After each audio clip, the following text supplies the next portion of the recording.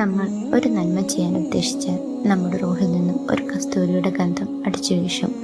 എന്നാൽ തിന്മയാണ് ഉദ്ദേശിക്കുന്നത് എങ്കിൽ ദുർഗന്ധം നമ്മുടെ റൂഹിൽ നിന്നും അടിച്ചു വീശും. നമ്മുടെ റൂഹിൽ നിന്നും വീശുന്ന ഗന്ധം തിരിച്ചറിയാൻ അള്ളാഹുവിൻ്റെ മലക്കുകൾക്ക് കഴിയുമത്രേ. അറിവ് നേടുന്ന വിദ്യാർത്ഥിയുടെ മേൽ ചിറകുകൾ വിരിച്ചുകൊണ്ട് മലക്കുകൾ ഉണ്ടായിരിക്കുമെന്നാണ്.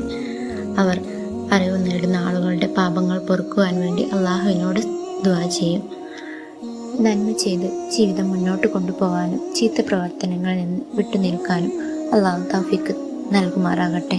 ആമീൻ യാ റബ്ബൽ ആലമീൻ. ഒരിക്കൽ അള്ളാഹുവിൻ്റെ പ്രവാചകന്റെ മുന്നിലേക്ക് ജിബ്രീൽ അലൈഹിസ്ലാം കടന്നു വന്നു. ജിബ്രീൽ അലൈഹിസ്ലാമും മുത്തുനബി സംസാരിച്ചു കൊണ്ടിരിക്കുമ്പോൾ ആ വഴിയിലൂടെ നടന്നു പോവുകയായിരുന്നു അബൂ ദർദ റിഫാരി റളിയല്ലാഹു അൻഹു. അദ്ദേഹം മുത്തുനബിയോട് സലാം പറഞ്ഞുകൊണ്ട് കടന്നുപോയി.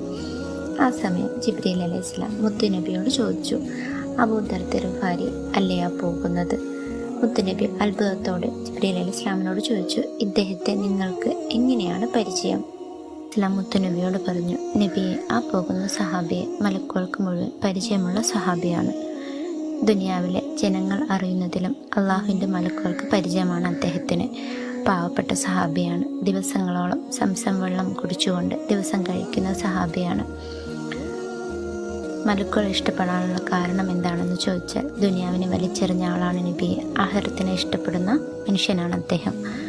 മുത്തുനബി പറയുകയാണ്, ഒരു മനുഷ്യൻ തെറ്റ് ചെയ്യാൻ പോകുന്ന സമയം ആ തെറ്റ് ചെയ്യാൻ പരിശുദ്ധ ഖുർആനിൽ പറയുന്നു, ശുക്ലത്തിൽ നിന്നും അള്ളാഹു സൃഷ്ടിച്ചു, എന്നിട്ട് അതിനുശേഷം അവൻ്റെ വിധിയും അവിടെ വെച്ചുകൊണ്ട് നിർണയിക്കുന്നു.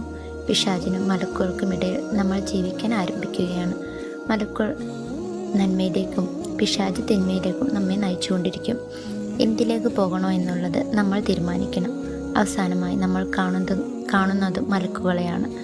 നമ്മുടെ ജീവൻ തിരിച്ചെടുക്കാനുള്ള ഉത്തരവ് അള്ളാഹുവിൽ നിന്ന് കിട്ടിക്കഴിഞ്ഞാൽ അവർ വീണ്ടും ഭൂമിയിലേക്ക് വരും.